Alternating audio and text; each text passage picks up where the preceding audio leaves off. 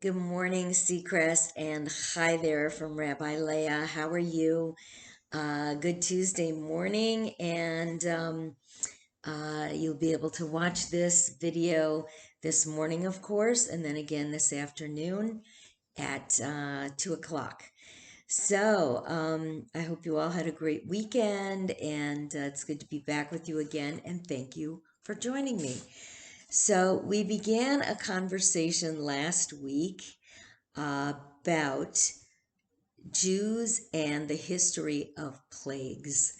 And I thought that we could look at some interesting information given that this current pandemic has been referred to by some as a plague. And I haven't looked up the definition of a plague versus a pandemic, but I would presume that those definitions are probably quite similar. But what we talked about last week was the fact that in the Torah itself, or in the Hebrew Bible, the Tanakh, there are about 70 instances of plagues that are brought upon the Israelites for behaving badly.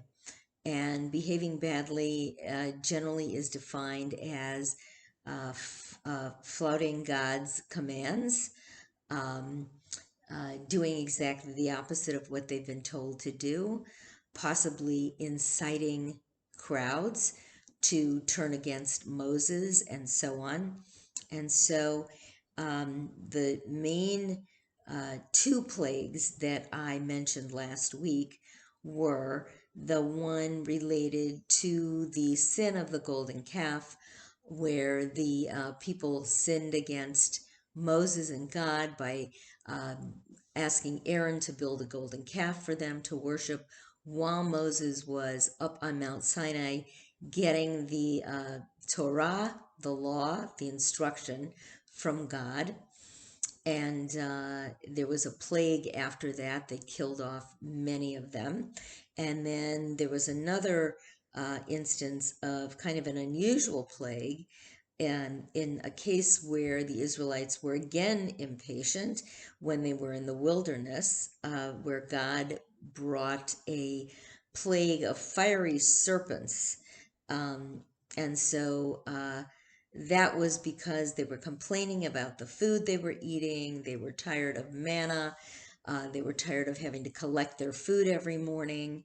And so those are two of the main narratives that we read about in the Torah, where God's flaming anger comes out against the Israelites for their their very I sometimes call it toddler-like behavior, but also teenage-like behavior, where they are being rebellious. And so we read of many, many, many areas or times during which a plague came upon the people. There is later on in Deuteronomy where Moses is relaying all that has happened to the Israelites over the years that they've been in the desert, words of terror, really terror in the form of a curse that says that they're going to have curses upon their cities, the produce of their land and the fruit of their bodies, meaning their children are going to die, confusion, frustration, destruction, pestilence, consumption, fever, inflammation, famine, drought, mildew, enemies, defeat, the boils like the Egyptians had, and a sky of brass, which I don't quite understand what that means, but it sounds like it could be pretty bad. And so all of these horrible, horrible things will come upon them should they decide that they're not going to behave properly. And indeed, some of these things do befall them. Okay, so now I'd like to move on to a little more modern history, although not so modern, but definitely more modern than the early plagues that we read about in the Tanakh. And uh, just to mention quickly that it seems that a lot of the plagues that we read about in the Torah are take place after a census has occurred, and uh, I'm not sure what the connection might be there, except that when the Jews became too numerous, very often there would be a foreign ruler who would decide that they are dangerous in numbers, and therefore um, we read about a plague coming that would possibly wipe out some of that population. But there is a verse in Exodus that says, when you take a census of the Israelites to count them, each one must pay the Lord a ransom for his life at the time he is counted.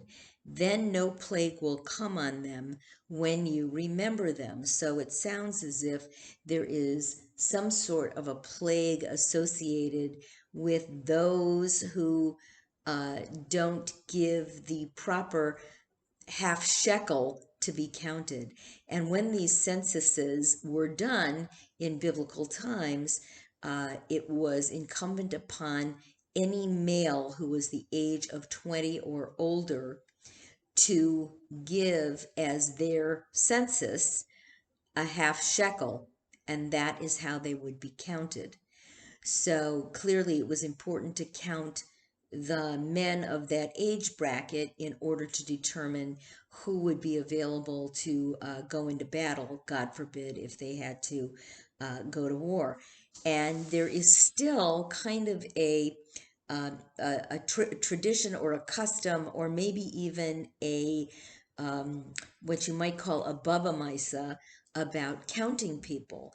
And when you have a minion, even to this day, you don't count the individuals in the minion by counting one, two, three, four, five, and so on.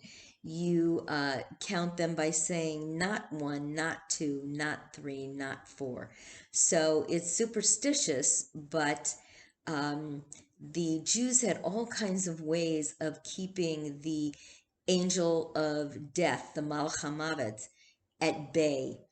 And so, because they weren't thinking scientifically about what caused disease and plagues and illnesses and so on, they didn't want to give the angel of death any information about who may or may not be present so that they would not come and possibly visit upon a household. And by the way, this goes for counting children as well.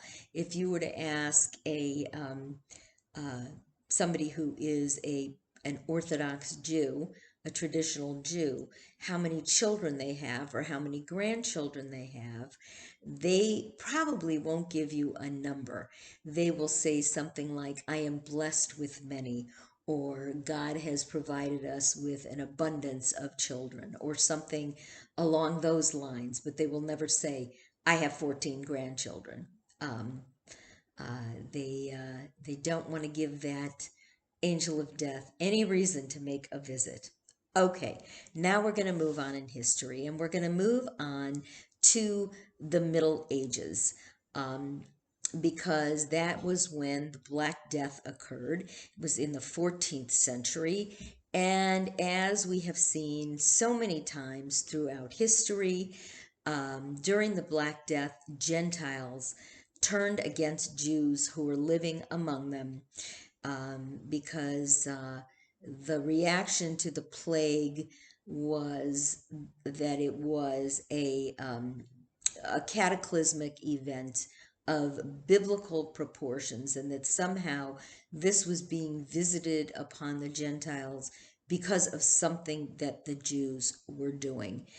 And uh, this was seen by the Jews, this particular um, turning against them by the Gentiles, as cataclysmic for them as the Roman and Babylonian dislocations of the Jews from Jerusalem. So during the destruction of the temples in Jerusalem, when there were the two exiles, first the Babylonian exile and then the Roman um, dislocation of the Jews, the Black Plague was seen in Jewish history as catastrophic as those two events. And as the Black Plague swept across Europe, it destroyed nearly half the population, the general population. And since fear and ignorance always breed a hunt for scapegoats, the Jews were handy. They were an easy scapegoat. And the practices of the Jews, the ritual bathing, washing before meals, and so on, may have given them some immunity, albeit they didn't understand what might have been causing the immunity. But that perceived immunity of the Jews may have provided their accusers some kind of basis to charge them. And the charge was the Jews were poisoning the wells. They were poisoning the water, and this is where the Black Death was coming from. And the observation was, why are the Jewish communities not suffering at the same degree as the Gentile communities? They must be doing something to poison the non-Jews. And so we have seen this sort of scapegoating before. This is nothing new in Jewish history, but this was a terrible, terrible time, and there were massacres that took place.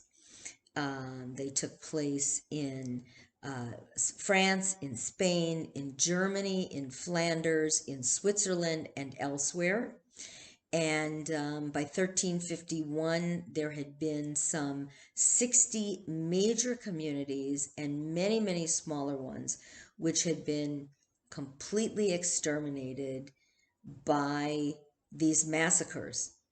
So we're not even talking about what the Black Plague's impact may have been on these communities, but certainly these massacres, these pogroms. And all of that in Western Europe, France, Spain, Germany, and so on, caused this eastward movement of Northern Europeans' Jewry to what would later become known as the Pale of Settlement, so Poland and Lithuania. And that is where Jews remained for the most part for the next 600 years. So if you want to understand the migration of Jews, not only certainly during the time of the Inquisition, which happened in the early 15th century, or in the 15th century, and this, of course, is happening, the plague, in the 14th century, there were plenty of reasons for these Northern European Jews to leave the countries in which they'd been living and move further eastward into what is now known as Eastern Europe, Poland, Lithuania, Russia eventually, and so on. So we understand the migration, we understand the beginnings of this scapegoating of the Jews for bringing on this plague. And it's interesting when you think about all of the mitzvot that are connected with cleanliness. So, mikvah, hand washing, bathing before Shabbat. So it is, hand washing before every meal. Um, um, uh, it is a commandment to wash one's hands after using the bathroom. And so it is entirely possible that through all of these ablutions that the Jews were doing, knowingly or not, they were probably limiting, or at least um, uh, minimizing somewhat their catching this plague. And when I read about hand washing and so on, I keep thinking about COVID and how we are commanded to wash our hands frequently, to wear masks, to stay away from other people. And, these may have been um, practices among the general community that were not as common as they were among Jews. And so Jews less um, had less plague in their communities than the Gentiles. And there was something else as well, and that was because Jews lived at that time in ghettos and little shtetlach, little parts of larger communities. They did not use the common wells that were in those big cities. They had their own wells, and therefore the suspicion grew that Jews were poisoning the wells in the larger communities of these countries, and therefore the plague was spreading because Jews were poisoning the wells. So, unfortunately, Jews have always been a convenient scapegoat for many things, and that includes the latest Baba Misa that came from a QAnon supporter who claimed that California forest fires were created by lasers that were controlled by Jews coming from outer space and starting the forest fires. And when you listen to it, it sounds absolutely crazy and ludicrous and kind of a tinfoil hat um, uh, conspiracy theory, but these things catch on and they're very dangerous. And so we have to be incredibly careful about what others are saying Jews are participating in that can harm the general populace. So, did the Jews have any support from the Gentile community or defense? And yes, indeed, they did. So, as I mentioned, in the middle of the 14th century, by about 1350, many Jewish communities, 60 large Jewish communities, and many smaller Jewish communities had already been wiped out through massacres. And the Pope at the time was Pope Clement VI, and he sought to halt the massacres of the Jews by issuing papal bulls and offering the Jews papal protection in the city of Avignon in France. But unfortunately, it was in vain. The Pope was very logical, defended the Jews by noting that they were also victims of the same plague, and that in their place, he chose a target particularly challenging to reach, which was that there was a misalignment of the planets of Mars, Jupiter, and Saturn. So it's very interesting that the Pope at the time relied upon astronomical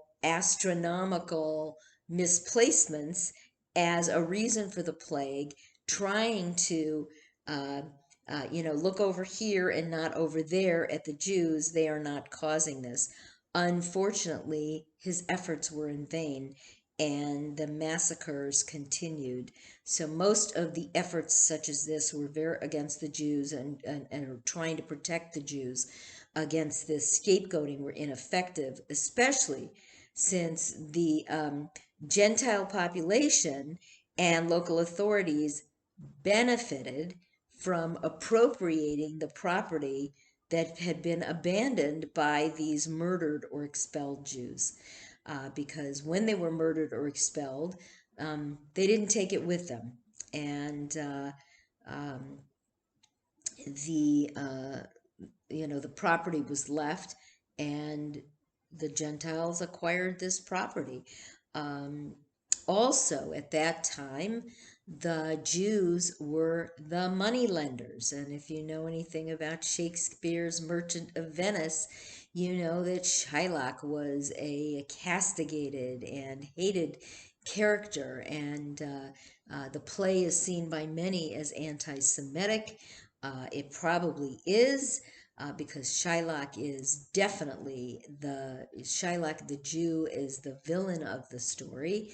But there were very few occupations available to Jews at the time, and money lending was one of them because it was prohibited biblically for Christians to lend money as it was for Jews, but that task was relegated to Jews. And when Jews were massacred, the loans that they had made to Gentiles were now annulled. If your bank goes out of business and you owe them money, uh, what happens? I guess another bank takes them over, but the loans were annulled, the property was confiscated, and so on. So a lot of this attempt was in vain to protect the Jews. And finally, there was some advice that was given for protection from the plague. It said, if there is plague in the city, limit the time you spend out of the house, enter into your homes, and shut your doors behind you. And it's very interesting that is much of the advice that we are getting right now with COVID-19. But interestingly enough, it is a Talmudic tractate from Bava Kama from the 4th century. And um, the mechanism of transmission of the disease in the 4th century might not have been understood, but the wisdom still applies. And I think that the mandate to, if there's a plague in your city, limit the time you spend out of your house, enter into your homes, and shut your doors behind you, was more a warning against being out in the community where the Gentiles could possibly blame the Jews, as opposed to fear of contracting the virus. So in the 4th century, certainly they didn't understand transmission of the plague.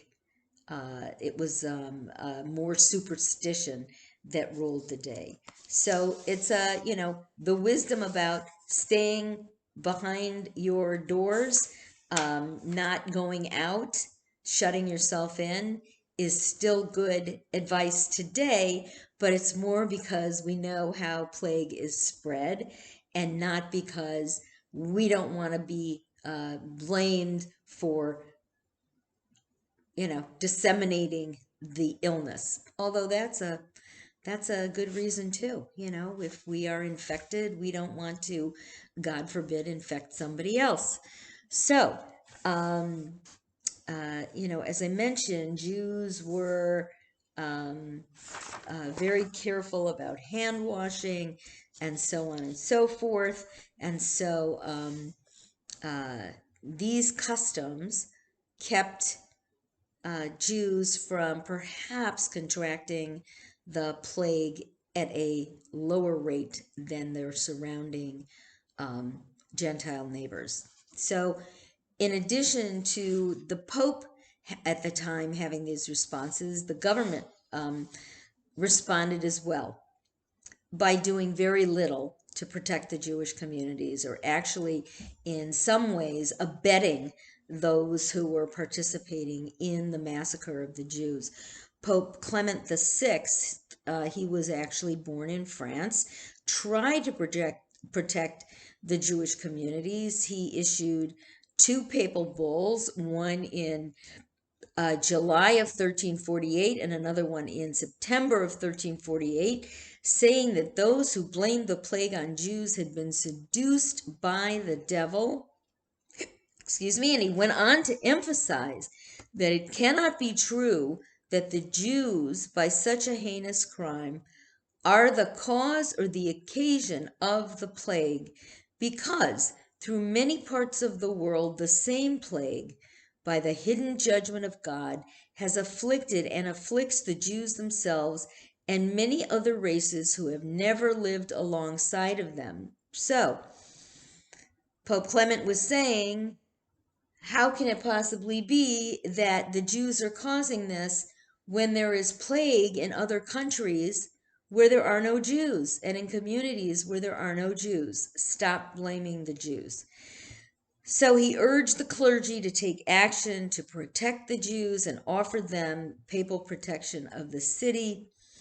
But unfortunately, there was a newly elected Holy Roman Emperor, Charles IV, who again made the property of the Jews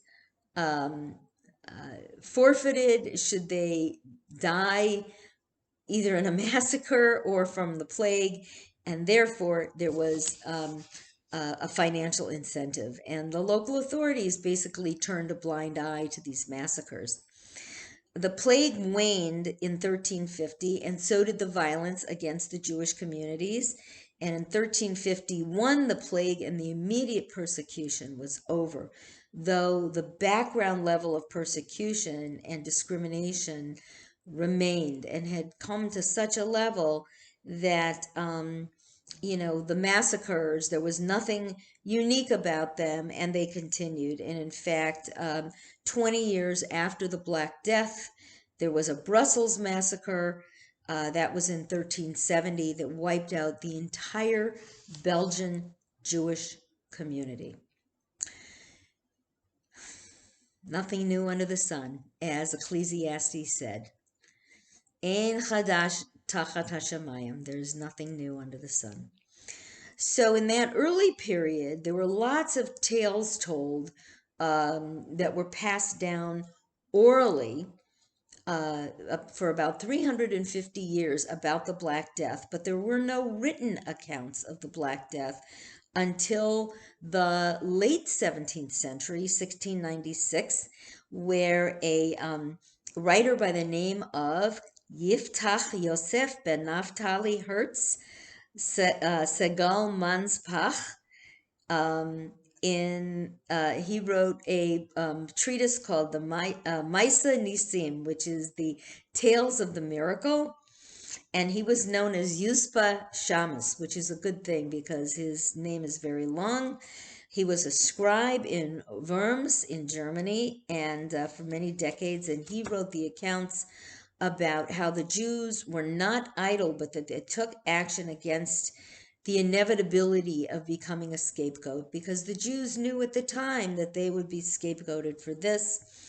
And he asserted that the Jews fought against the massacres, although there are contradicting accounts that claim that there was no evidence of a armed resistance. And so we have these contradicting tales that display the effect of what happens with oral tradition before something is actually written down. And when it's written down 3 or 4 centuries later, the story becomes changed over time. And it doesn't even take that long for a story to change. So there are oral accounts that the Jews did have armed uprising against the Gentiles when there were these massacres, and there are other stories that say that they did not. But it is clear that Jews were targeted, Jews were picked as scapegoats during this time, and the northern communities of Europe, many of the Jews were wiped out, not just from the plague, but from these massacres as well. And that is what caused the migration of Jews to the eastern parts of what we now consider Eastern Europe. So, enough about the Black Death, enough about the plague. I'll go on to some more modern history next week. I hope you enjoyed this. I hope you found it interesting. Lehitraot from Chai there with Rabbi Leah.